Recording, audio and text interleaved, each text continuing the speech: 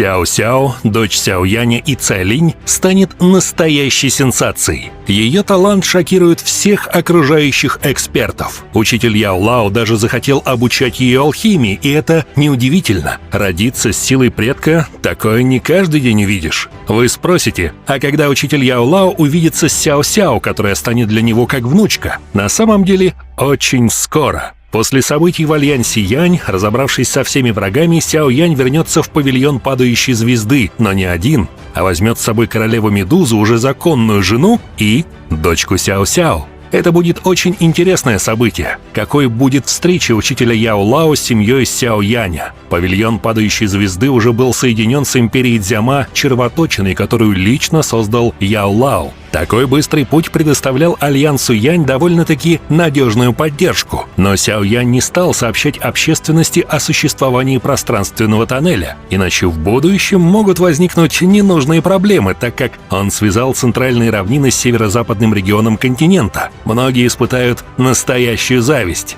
«Значит, это и есть червоточина!» Люди Цайлинь с интересом смотрели на черную дыру, так как впервые сталкивались с подобной штуковиной. В их регионе редко встречались подобные переходы. Сяо-Янь улыбнулся и кивнул. За его спиной стояли Сяо-Исянь, Цинь-Линь и почтенный Яо-Тяньхо. Решив проблему с фракцией Духовного Льва, приглашенные эксперты сразу вернулись обратно. «Старший брат, второй брат, мы уходим. Если что-то случится, можете послать человека в павильон падающей звезды», — сказал с улыбкой Сяо-Янь своим братьям. Братья кивнули и сказали напоследок: «Поняли. Береги себя». Сяо-Янь улыбнулся, сложив перед ними ладони. Он первым вошел в червоточину и тут же исчез. Цайлинь, держа в объятиях малышку Сяо-Сяо, вошла прямо за ним. Другие также последовали в этот переход. Оказавшись в павильоне падающей звезды, они вызвали немалую шумиху. Но особенно впечатляет встреча Яо-Лао с дочерью Сяо-Яня Сяо-Сяо. «Она твоя дочь?» Яо-Лао смотрел на маленькую девчонку в белом платьишке. Она обнимала Сяо-Яня за ногу и большими черными глазами смотрела на старика. На лице Яо-Лао застыло удивленное выражение. Сяо-Янь кивнул в ответ. Он понимал, что Яо-Лао был захвачен залом душ, пока протекала беременность Цайлинь, поэтому-то он и не ведал о возникшей ситуации. Сяо-Янь вкратце все ему рассказал. Неожиданно.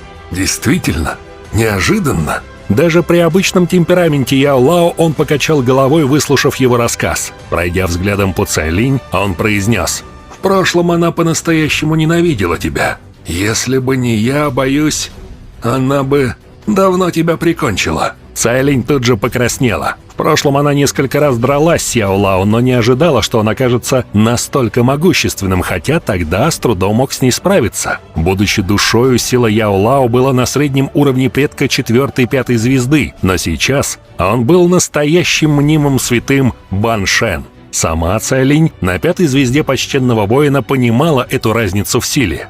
«Сяо-Сяо, быстрее поприветствуй великого учителя». Нежным тоном обратилась Цайлинь к Сяо-Сяо, погладив ее по голове. Услышав ее, малышка моргнула глазами. Затем неуверенно посмотрела на Сяо-Яня и, увидев его улыбку, кивнула и робко произнесла: «Великий учитель». Когда Яо-Лао услышал тоненький голосок девчонки, то радостно улыбнулся. Он никогда не имел детей, но относился к Сяо-Яню как к собственному сыну. А учитывая сложившиеся обстоятельства, в Сяо-Сяо он видел внучку. Независимо от могущества личности, он без сомнения испытывал слабость по отношению к детям. Яо-Лао подошел к ней и ласково коснулся щечек девочки ладонями. Затем он погладил ее по голове и радостно произнес: «Какая могущественная духовная сила! Она испытывает родство с элементом огня, с примесями элемента дерева. С уверенностью скажу, что она сумеет стать великим алхимиком». Сяо-Янь улыбнулся, услышав слова Яо-Лао. Он уже ощущал способности Сяо-Сяо к алхимии. Ее нынешние способности ненамного превышали его собственные, но если ее должным образом вырастить, то о потенциале даже и говорить не стоит. «Ее духовная сила куда выше, чем у тебя, когда я тебя впервые встретил. Кроме того, ее телосложение и основы намного лучше твоих. Если ее вырастить правильно, то она превзойдет тебя в будущем». возбужденно говорил Яо Лао. Его глаза блестели точно так же, когда он впервые встретился с Сяо Янем. Сяо Янь улыбнулся, выслушивая его заключение. Талант и телосложение, может, и важны, но будущие достижения определяются упорством. Сяо Янь достиг нынешней высоты не потому, что полагался на свой талант. Он прорывался и переживал множество моментов между жизнью и смертью, и уже даже не мог вспомнить, сколько раз. Настоящий эксперт не только полагается на талант, но еще и на упорство.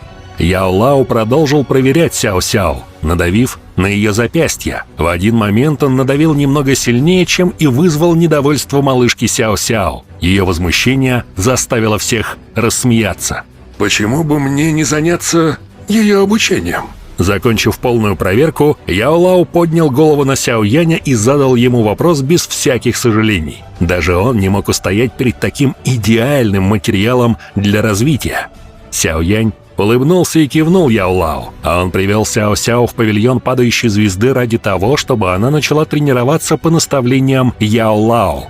Никто из знакомых ему людей не мог сравниться с навыками алхимии его учителя, а его знания и опыт были просто неоценимы. Он лучше, чем кто-либо подходил на роль учителя для его дочери. Сяо Янь понимал, что талант Сяо Сяо может и выдающийся, но одного таланта мало, чтобы привлечь внимание Яо Лао. Тот по-настоящему относился к малышке как к своей внучке, поэтому хотел должным образом ее вырастить. Вот почему Сяо Янь испытывал тепло в своем сердце. Ребенок вместе с вами пересек червоточину, поэтому пусть сперва немного отдохнет. Яо Лао тепло погладил девочку по голове, а затем с нежеланием передал ее Цайлинь. Королева Медуза с дочкой и все остальные сейчас оставили Сяо Яня и Яо Лао. Они поняли, что учитель и ученик хотят обсудить кое-что важное. Яо Лао сказал: «Мальчишка, ты дал рождение хорошей дочери. Однако то, что ты оказался с королевой Медузой, вышло за пределы моих ожиданий». Сяо Янь развел руки в стороны. Его отношения с Цайлинь оказались очень сложными. Кто бы мог себе представить, что королева Медуза, преследующая Сяо Яня ради убийства столько лет, в итоге станет его женой? Яо Лао уже слышал о победе Альянса Янь и знает результаты этой битвы. Раз зал душ послал аж 2 тяньцзунов, то они не шутили. Однако в этот раз они значительно пострадали. 9-й тяньцзун оказался убит, а 4-й тяньцзун избит до полусмерти. Зал душ так действует неспроста. Этот клан всегда был таинственным и непредсказуемым. Они точно выполняют определенный план по сбору душ. Яо Лао сообщил, что война началась в нескольких регионах континента, но осталось полмесяца до начала пространственной торговой ярмарки. Это именно та ярмарка, где находилась заключительная часть карты очищающего пламени лотоса. Как видим, впереди нас ждет очень насыщенный сюжет. Развитие Сяо Яня только набирает обороты. Следующая цель — это новое небесное пламя. Большое спасибо за просмотр. Напишите в комментариях, согласны ли вы, что Яо Лао станет лучшим учителем для Сяо Сяо. Она и вправду превзойдет Сяо Яня. Подписывайтесь на канал, ставьте лайк и всем пока!